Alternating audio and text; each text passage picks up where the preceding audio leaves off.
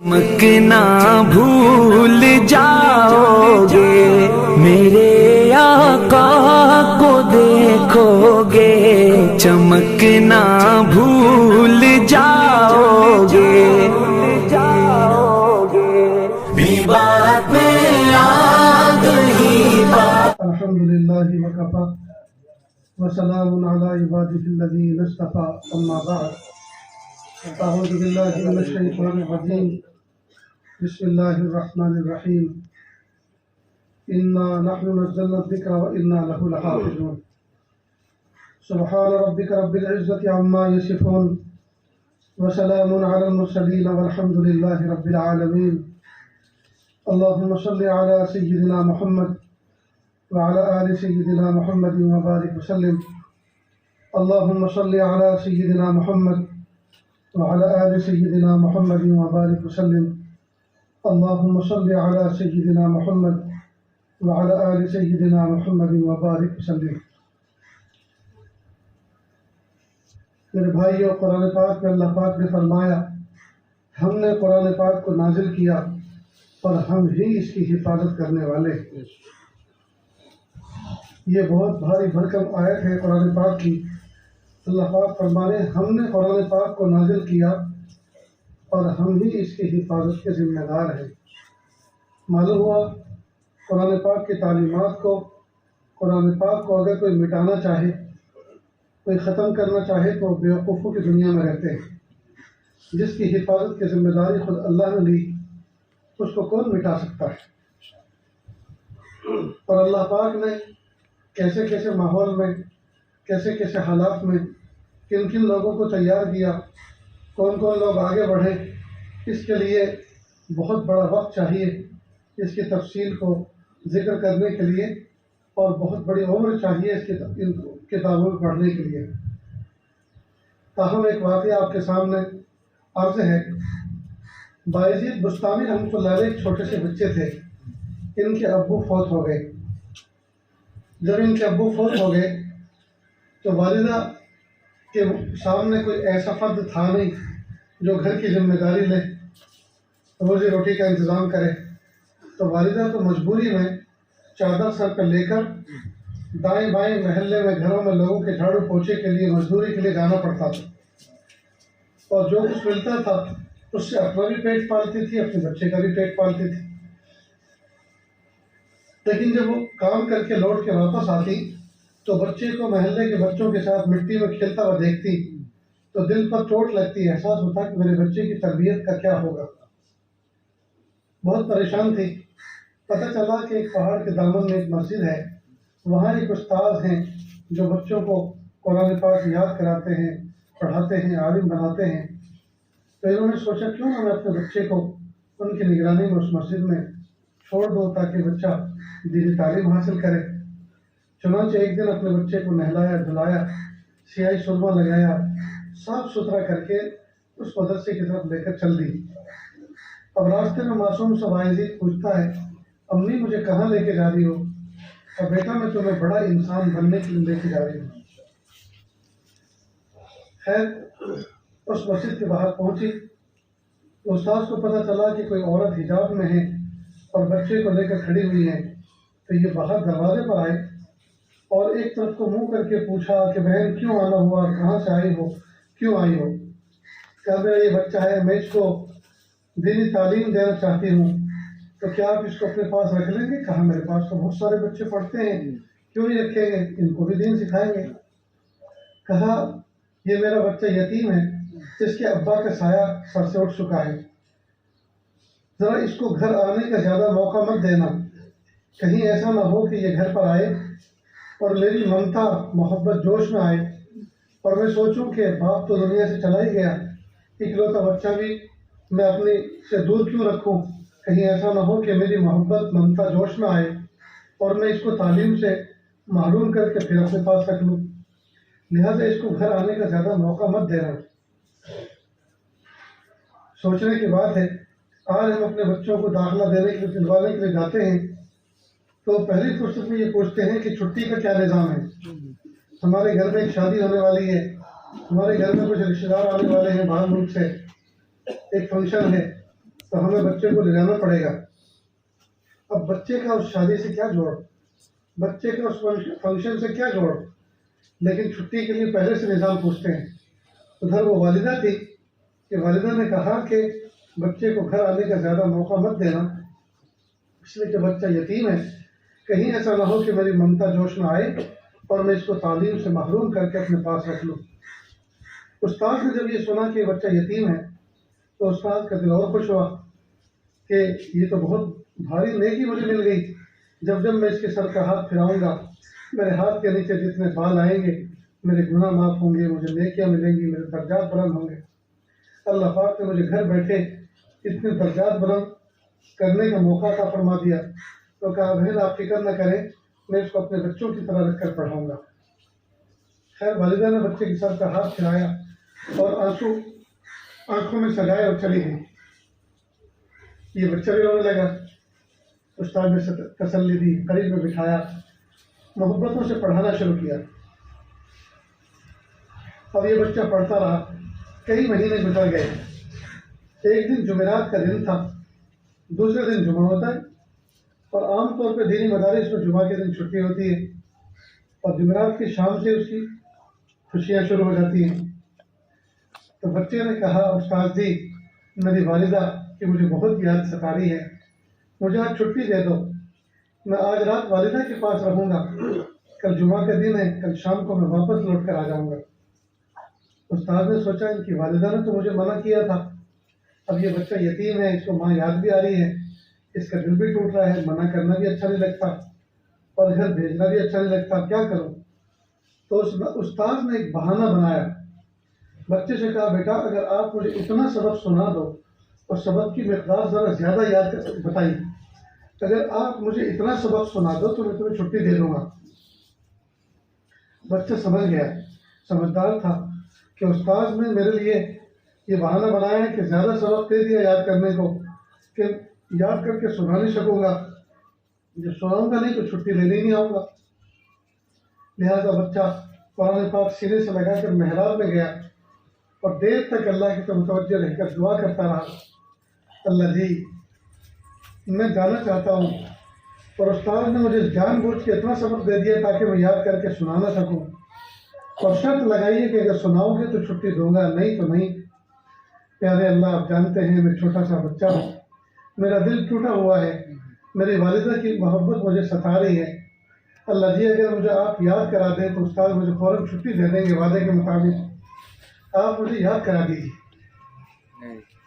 اب اس نے یاد کرنا شروع کیا، اللہ کی شان تھوڑی دیر میں پورا سبق یاد ہو گیا۔ استاد کے پاس آیا، استاد حیران کہ اتنی دیر میں تو اتنا سبق یاد نہیں ہوتا۔ استاد کو معلوم تھا کہ یہ سنا نہیں سکے گا، غلطی آئے گی تو فوراً رد کر دوں گا اور چھٹی منسوخ۔ لیکن اللہ کی شان آج کا سبق کچھ دوسرے انداز کا تھا، تھوڑی سی دیر کے اندر سارا سبق فر سنا دیا۔ تو استاد سے کہا استاد جی میں نے اپنی شرط پوری کی، اب آپ اپنا وعدہ پورا فرمائیں۔ استاد نے کہا جاؤ بیٹا والدہ سے سلام کہنا، دعا کی درخواست کرنا اور پھر لوٹ کے ذرا جلدی آ جانا۔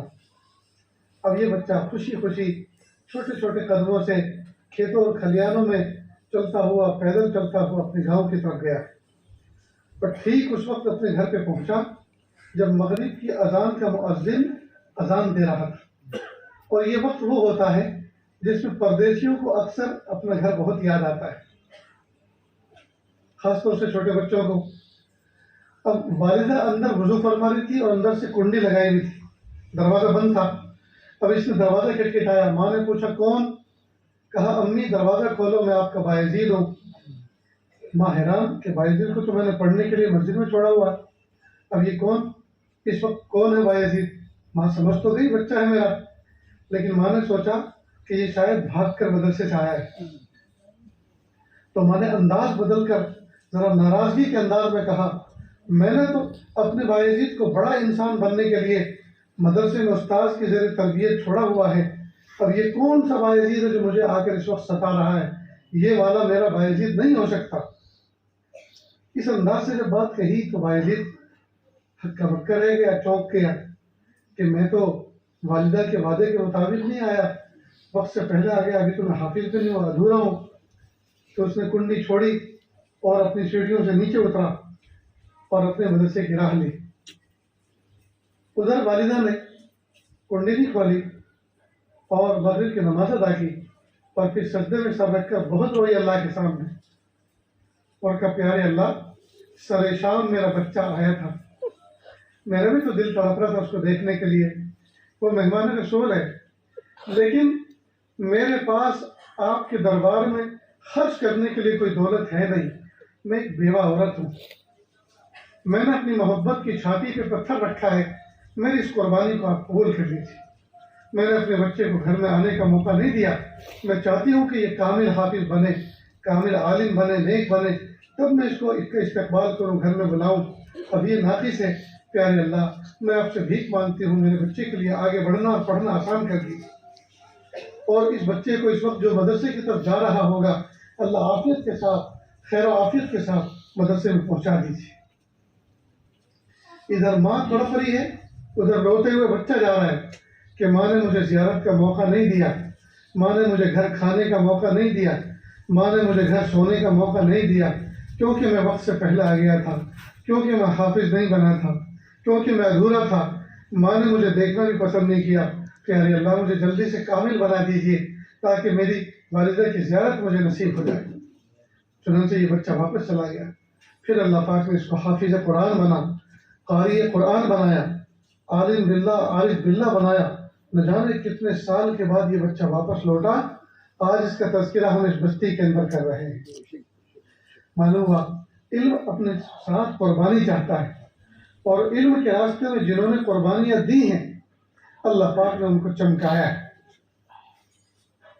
سر پھول وہ چڑھا جو چمن سے نکل گیا، عزت اسے ملی جو وطن سے نکل گیا۔ چمن میں باغیچے میں لگا ہوا پھول کسی حسینہ کی چوٹی میں اور بالوں میں وہ نہیں لگتا، وہ سر کے اندر بالوں میں تبھی لگتا ہے جب وہ باغیچے سے باہر نکلتا ہے۔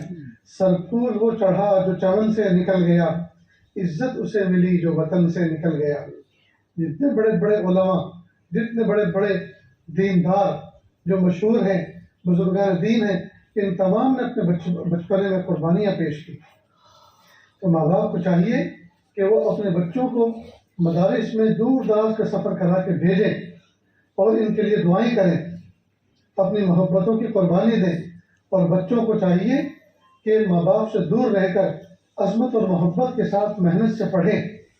ماں باپ کی دعائیں ان کے ارد گرد پہرا دے رہی ہوں، اساتذہ کی شفقت میں وہ پل رہے ہوں، محنت سے پڑھ رہے ہوں، وہ کبھی بھی اللہ تعالیٰ ان کی محنت کو ضائع نہیں فرمایا کرتے، اللہ ان کو قبول فرماتے۔ تو دیکھیے اس راستے کے اندر کیسی کیسی قربانیاں اٹھائی ہیں۔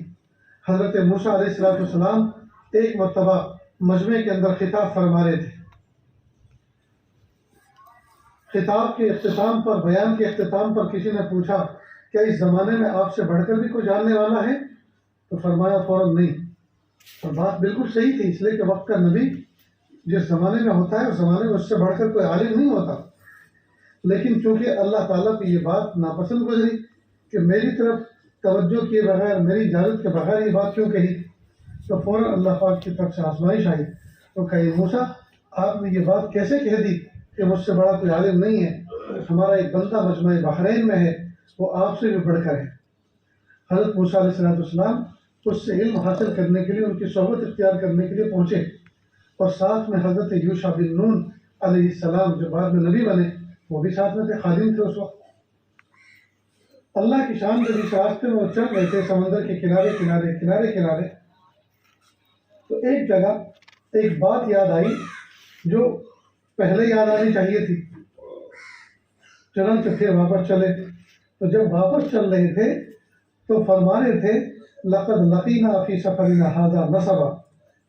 یوشع بن نون، حضرت جلیل القدر حضرت موسیٰ علیہ السلام فرما رہے ہیں کہ یوشع بن نون اس راستے میں ہمیں بڑی تکلیف ہوئی ہے۔ اور یہ راستہ کون سا تھا؟ طلب علم کا، طالب علمی کا راستہ تھا۔ تو وقت کا نبی، اور وہ بھی کون؟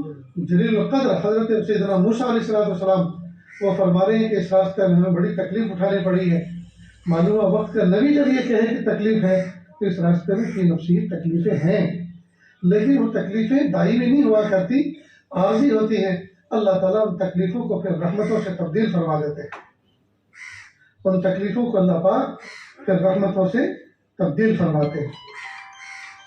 تو جب وقت کا نبی یہ فرما رہا ہے کہ مجھے اس راستے میں تکلیف اٹھانی پڑ رہی ہے، تکلیف ہو رہی ہے، تو اس زمانے کے طالب علم وہ کیوں نہیں کہہ سکتے کہ ہمیں تکلیف ہے؟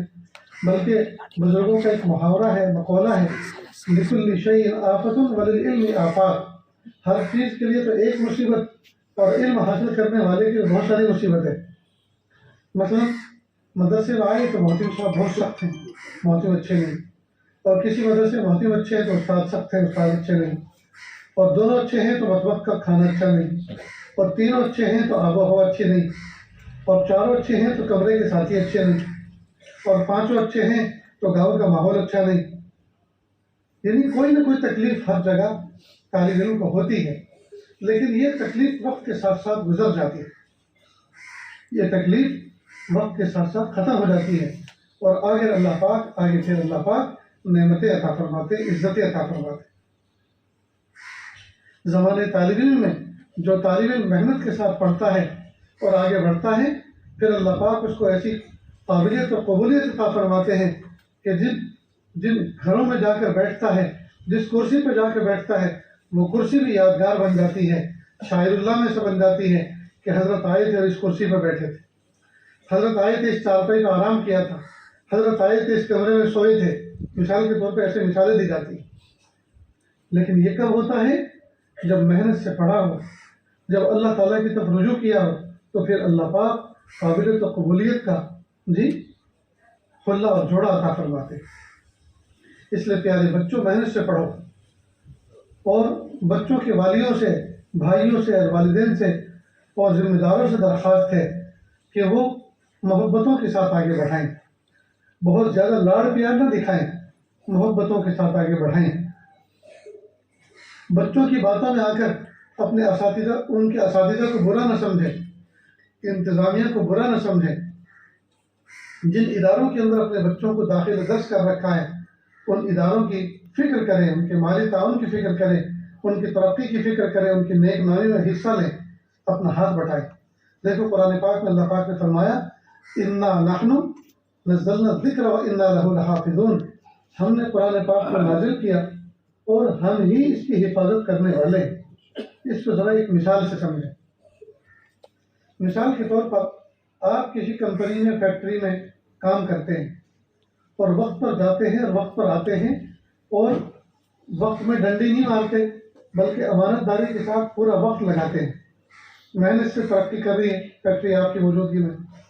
تو فیکٹری کے ذمہ داران ایک دن آپ کو بلاتے ہیں اور آپ کا استقبال کرتے ہیں، اکرام کرتے ہیں، اور آپ کو ایک چیک دیتے ہیں 1,00,000 روپے کا، کہ آپ جتنی پابندی کے ساتھ فیکٹری میں آتے ہیں، کمپنی میں آتے ہیں، اور آپ جس محنت سے کام کرتے ہیں، ہم آپ کی کارکردگی سے بڑے خوش ہیں، اور خوش ہو کر ہم آپ کو 1,00,000 روپے کا انعام دیتے ہیں۔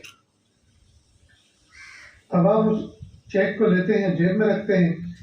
اس دن آپ کو دوپہر کا کھانا بھی اچھا نہیں لگتا، اور تیز تیز سائیکل چلا کے اپنے گھر پہنچتے ہیں، اور بچوں کی والدہ کو بلاتے ہیں کہ پیاری گھر آؤ، دیکھو اللہ پاک نے مجھے 1,00,000 روپے کا چیک انعام میں دیا۔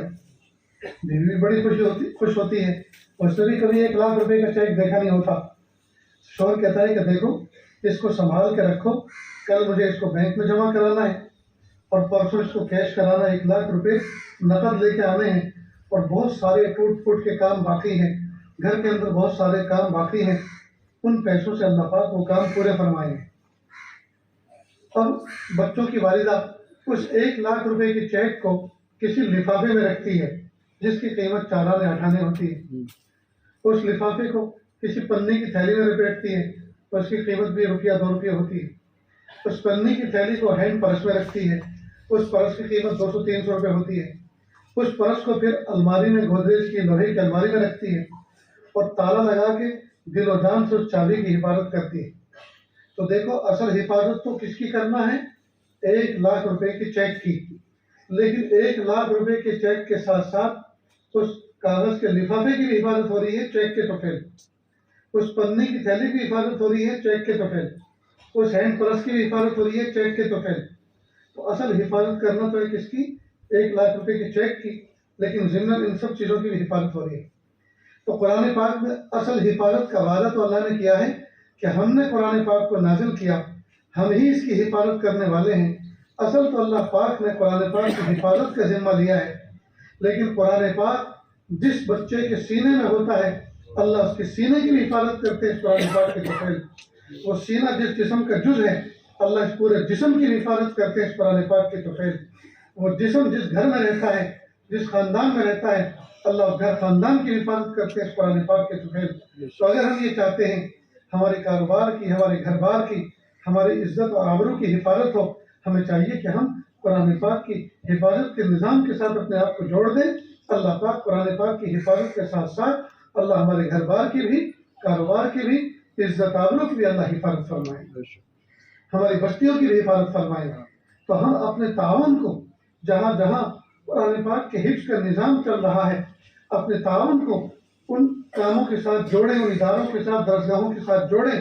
ضمن اللہ پاک قرآن پاک کی حفاظت کے ساتھ ساتھ ہمارے کاروبار، کارخانے، کاروبار اور ہر قسم کی جو نعمتیں ہیں اللہ پاک ان کی بھی حفاظت فرمائے۔ اس لیے اگر دوستو ہم عزت چاہتے ہیں، ہم اللہ تعالیٰ سے عافیت چاہتے ہیں، عزت چاہتے ہیں، تو ہم مدارس قرآنی یا مدارس دینیا کے نظام کے ساتھ اپنے آپ کو وابستہ کریں۔ آخر میں یہ آج پھر سے یہی بات دہرائے گا کہ آپ اپنے بچوں کو اداروں کے ساتھ وابستہ کریں اور اداروں کے ساتھ اپنے تعاون کو وابستہ کریں، تو یہ دین زندہ رہے گا، یہ دین باقی رہے گا اور آپ کا اس میں حصہ رہے گا۔ کسی بچے کو بھی دین کی تعلیم سے محروم نہ فرمائیں۔ میں ان معصوم بچوں کے اساتذہ علماء سے مسجد میں ابھی آپ سے خطاب سے پہلے گفتگو کر رہا تھا کہ اسلام 5 شعبوں پر مشتمل ہے، بنیادی اعتبار سے 5 شعبوں پر مشتمل ہے اسلام کی پوری تعلیمات، یا اسلام کی پوری تعلیمات 5 شعبوں سے آپ سمجھ سکتے ہیں، دیکھ سکتے ہیں۔ نمبر 1 عقائد کا تعلق دل اور دماغ کے ساتھ ہے۔ عقائد عقدے سے بنا ہے، عقائد عقیدے کی جمع ہے، اور عقیدہ عقدہ سے بنا ہے، اور عقدہ کہتے ہیں عربی زبان میں مضبوط گرہ اور گانٹھ کو، مضبوط گرہ اور گانٹھ کو عقدہ کہتے ہیں۔ تو دل اور دماغ کے ساتھ کسی بات کو سمجھ کر مضبوطی کے ساتھ بٹھا لینا، جما لینا، جیسے مضبوطی کے ساتھ کوئی گانٹھ لگ جاتی ہے، ایسے فہم کی اور سمجھ کی گرہ دل اور دماغ کے اندر بٹھا لینا، جما لینا، اس کو کہتے ہیں عقیدہ۔ تو عقیدے کا تعلق دل اور دماغ کے ساتھ ہے۔ تو سب سے پہلا جو اسلام کے جو 5 شعبے ہیں اس میں ایک بنیادی شعبہ ہے عقائد کا، اور عقائد کا تعلق دل اور دماغ کے ساتھ ہے۔ کیا مطلب عقائد؟ یعنی اللہ تعالیٰ کو ایک ماننا، 2 نہیں، 3 نہیں، 4 نہیں، اور اللہ پورا ایک ہے، اللہ ایک ہے، آدھا نہیں، پونا نہیں، سوا نہیں، 1.5 نہیں، 2 نہیں، سوا 2 نہیں، 3 نہیں، اللہ ایک ہے۔ قل هو اللہ احد اللہ الصمد لم یلد ولم یولد ولم یکن له کفوا احد۔ اللہ پاک نے اپنا پریچے، اللہ پاک نے اپنا تعارف اس آیت کے اندر، اس سورت کے اندر کروایا ہے کہ نہ اللہ کسی سے جنے ہیں، نہ اس سے کوئی جنا گیا ہے، اللہ ہمیشہ سے ہر ہمیشہ رہیں گے، اللہ ایک ہے، اللہ احد۔ تو عقیدہ توحید میں کسی کو شریک نہ کرنا، اور عقیدہ رسالت پر مضبوطی کے ساتھ یقین رکھنا، ختم نبوت پر کہ اللہ کے محبوب صلی اللہ علیہ وسلم آخری نبی، سب سے چھوٹے نبی لیکن سب سے بڑے نبی، اب کوئی نبی آنے والا نہیں ہے، نبوت کے دروازے پہ گویا تالا لگ چکا، ختم نبوت ہو چکی، اب کوئی نبی آئے گا نہیں۔ تو عقیدہ توحید اور رسالت میں شرک نہ کرنا، عقیدہ توحید اور رسالت کو مضبوطی سے تھامنا، جی ایک اسلام کا ایک شعبہ ہے عقائد۔ دوسرا ہے عبادات۔ عبادات میں 4 قسمیں ہیں، نماز، روزہ، حج اور زکوٰۃ۔ نماز کو سیکھنا، سمجھنا، پڑھنا، روزے کو سمجھنا، سیکھنا اور وقت پر مہینے کے روزے رکھنا، حج کو سیکھنا، سمجھنا، اور جب اللہ پاک مال دے اور فرض کر دیں تو پہلی فرصت میں حج ادا کرنا محبتوں کے ساتھ، اور زکوٰۃ کو سمجھنا، سیکھنا، اور اللہ نے مال دیا ہے تو اس کا سلیبس سمجھنا اور اس کے پرسنٹ کے اعتبار سے زکوٰۃ کو وقت پر نکالنا۔ یہ عبادات کا ایک شعبہ ہے. تو نماز، روزہ، حج اور زکوٰۃ. تو نمبر 1 عقائد ایک شعبہ، اسلام کا ایک شعبہ عقائد. دوسرا عبادات. تیسرا ہے معاملات. معاملات کہتے ہیں خرید و فروخت کو، لین دین کو. اسلام نے چیزیں کیسے خریدنا، کیسے بیچنا، اس کی بھی ہمیں تعلیم دی. اسلام صرف نماز پڑھنے، تسبیح پڑھنے، اللہ اللہ کرنے کا نام نہیں ہے. یہ تو عبادات کے قبیل کی چیز ہوئی. اسلام کا تعلق معاملات سے بھی ہے. کتنے سارے معاملات ہیں جو سودی ہوتے ہیں، سودی معاملات. اور سود کا ایک پیسہ استعمال کرنا ایسا ہے جیسا اپنی سگی ماں کے ساتھ 40 مرتبہ کوئی آدمی حرام کاری کرے. اتنا برا عمل ہے. تو سود نہ لینا ہے، نہ دینا ہے، نہ کھانا ہے، نہ پینا. لیکن یہ کب سمجھیں گے؟ جب معاملات کو سیکھیں گے. معاملات کو سیکھیں گے. تو عقائد، عبادات، معاملات. چوتھا شعبہ معاشرت. معاشرت کہتے ہیں رہن سہن. شوہر بیوی کے ساتھ کیسے رہے، بیوی شوہر کے ساتھ کیسے رہے، بچے ماں باپ کے ساتھ کیسے رہیں، ماں باپ بچوں کے ساتھ کیسے رہیں، بھائی بھائی کے ساتھ کیسے رہیں، پڑوسی پڑوسی کے ساتھ کیسے رہیں. اس رہن سہن کو کہتے ہیں معاشرت. آپس کے معاملات، معاشرت. آج ہماری معاشرت اتنی بگڑ گئی ہے دوستوں کہ پوچھو مت. میاں اور بیوی کا پاکیزہ رشتہ جہنم کا شکار ہو گیا، جہنم بن گیا. اس لیے کہ شوہر اپنی بیوی کے ساتھ مس بہیو کرتا ہے، غلط سلوک کرتا ہے، کبھی ہاتھ اٹھاتا ہے، کبھی لات مارتا ہے، کبھی زبان سے ایسی باتیں کہتا ہے اس کا دل زخمی زخمی ہو جاتا ہے. یہ اچھی بات نہیں. جس عورت نے ہماری خاطر اپنی ماں کو چھوڑا، باپ کو چھوڑا، آنگن کو چھوڑا، گھر کو چھوڑا، بھائی بہنوں کو چھوڑا، سہیلیوں کو چھوڑا، ماحول کو چھوڑا، رشتہ داروں کو چھوڑا، سب کچھ چھوڑ کر ہم اجنبیوں کے پیچھے چلی آئی تو اس نے کتنی بڑی قربانی دی ہے. تو ہم نے کوئی جانور نہیں خریدا کہ چاہے جس طرح اس کے ساتھ سلوک کرے، بلکہ وہ کسی ماں کی آنکھوں کی ٹھنڈک ہے، کسی کے باپ کا دل کا سکون ہے، کسی بھائی کی عزت و ناموس ہے. اتنی ساری حیثیتوں کے ساتھ وہ ہمارے گھر آئی ہے. ہمیں چاہیے کہ ہم محبتوں کے ساتھ اس کے ساتھ سلوک کریں. میں اپنی بات کو کنارے کر رہا ہوں دوستوں، سنیں اور دل کے کانوں سے سنیں. اس کو کہتے ہیں معاشرت. اور عقائد، عبادات، معاملات، معاشرت. اور پانچواں شعبہ اخلاق. اخلاق کا تعلق دل کی کیفیات کے ساتھ ہے کہ ہمارے دل میں حسد نہ ہو، ہمارے دل میں بغض نہ ہو، ہمارے دل میں عداوت و دشمنی نہ ہو، بلکہ ہمارے دل میں سخاوت ہو، ہمارے دل میں شجاعت ہو.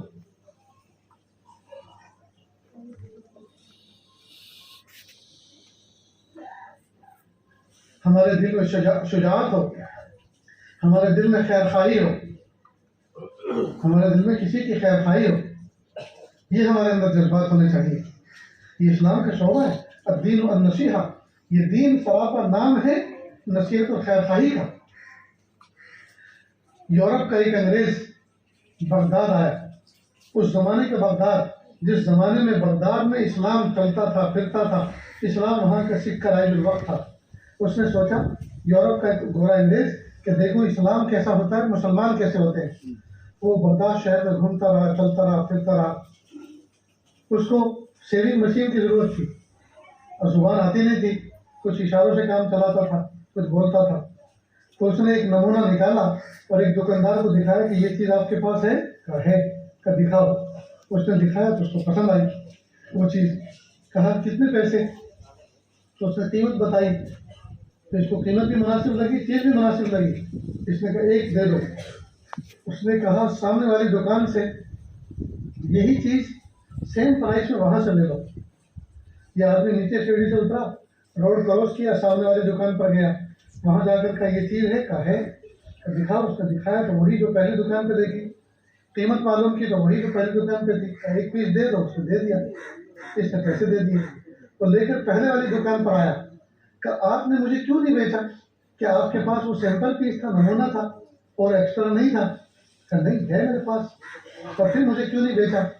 کہ اصل میں صبح سے اب تک میرے یہاں تو کئی کسٹمر آ چکے تھے، میرے یہاں کئی گاہک آ چکے تھے، لیکن اس کی دکان پر اب تک کوئی کسٹمر نہیں آیا، کوئی گاہک نہیں آیا. تو میں نے سوچا اگر آج اس کے یہاں کوئی گاہک نہیں آئے تو آج اس کے بچے بھوکے سوئیں گے، آج اس کا چولہا ٹھنڈا رہے گا، تو میں نے سوچا کہ ایک گاہک ادھر بھی بھیج دوں۔ تو یہ حیران ہوا کہ یہاں کمپٹیشن نہیں ہے، یہاں لوگ اتنے خیر خواہ ایک دوسرے کے۔ اس کو بڑا اچھا لگا۔ خیر یہ وہاں سے چلتا رہا، گھومتا رہا، لوگوں کو دیکھتا رہا۔ اس کو بھوک لگی تو یہ اس زمانے کے ایک ہوٹل میں گیا، آرڈر دیا، دسترخوان بچھا ہوا تھا، ہاتھ دھو کے بیٹھ گیا۔ اس کا کھانا آیا، اس نے کھانا شروع کیا۔ اس کے سامنے ایک نوجوان بیٹھا ہوا تھا جو پہلے سے کھا رہا تھا، وہ اس کو بار بار دیکھتا تھا، جب اس کی نظر اس پر پڑتی تو اپنی نظر نیچے جھکا لیتا تھا۔ خیر وہ کھانا پہلے سے کھا رہا تھا، کھا کے چلا گیا۔ یہ جب اپنی باری پوری کر کے گیا، بل پے کرنے کے لیے کاؤنٹر پر گیا تو کاؤنٹر والے نے کہا آپ کا بل پے ہو چکا۔ کہا کس نے کیا؟ کہ وہ جو نوجوان آپ کے سامنے بیٹھ کے کھا رہا تھا اس نے کیا۔ کہ وہ میرا کیا لگتا ہے؟ کیوں آپ کا لگتا تو کچھ بھی نہیں، نہ آپ کا دوست تھا، نہ دشمن تھا، نہ رشتے دار تھا، نہ آپ کا کوئی نوکر تھا، لگتا تو کچھ بھی نہیں۔ لیکن اس نے مجھ سے ایک بات کہی، وہ یہ کہ یہ آدمی جو ہے کھانا کھا رہا ہے یہ ہماری کنٹری کا نہیں لگتا، یہ مہمان معلوم ہوتا ہے جو پردیش سے آیا ہے، تو اس کو تو میرے گھر پہ ہونا چاہیے تھا۔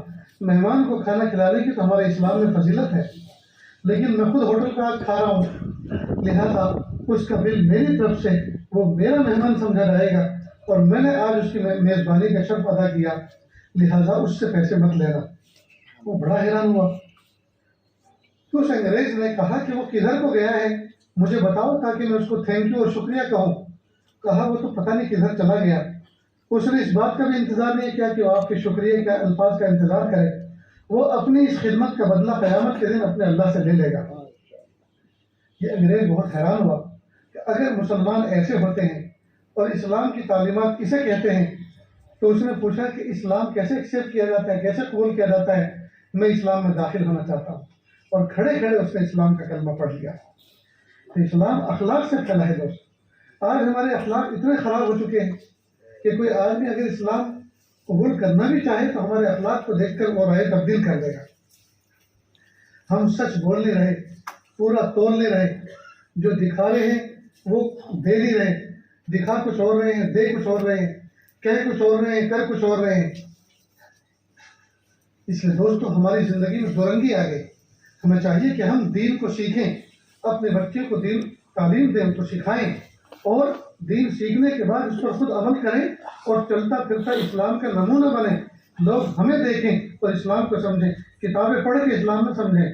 بلکہ بہت سے نے تو کہا کتابیں پڑھ کے تو لگتا ہے کہ اسلام سب سے اچھا، لیکن مسلمانوں کو دیکھ کے لگتا ہے کہ یہ سب سے خراب۔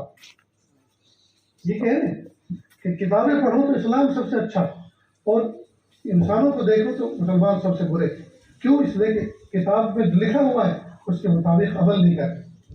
تو دوستو ہم اپنے بچوں کو عالم بنائیں، ہم خود دین سیکھیں، ہم اللہ کے راستے میں نکلیں، دین کی طلب پیدا کریں، علماء کے پاس جائیں، کتابیں پڑھیں، سیکھیں۔ علم سیکھنے کے لیے عمر کی قید نہیں ہے۔ ایسا نہیں ہے کہ بچپن میں علم سیکھا جاتا ہے، بڑے پن میں نہیں۔ جیسے بچپن میں سیکھا جا سکتا ہے، بچپن میں بھی آپ سیکھ سکتے ہیں۔ علم کے لیے کوئی مریادہ، کوئی حد مقرر نہیں۔ تو ہم خود بھی دین سیکھیں، اپنے بچوں کو بھی دین سکھائیں۔ جہاں دین سکھایا جاتا ہے اپنا مالی تعاون اس کے ساتھ شامل کریں، تاکہ دین کو آگے بڑھانے میں، دین کو سمجھنے سمجھانے میں، دین کی حفاظت میں ہمارا بھی حصہ شامل ہو جائے، ہمارا بھی حصہ لگ جائے۔ تو عمل کریں گے دوستوں۔ اللہ تعالیٰ کہنے سننے سے زیادہ عمل کی توفیق عطا فرمائے۔ وآخر دعوانا ان الحمد للہ رب العالمین۔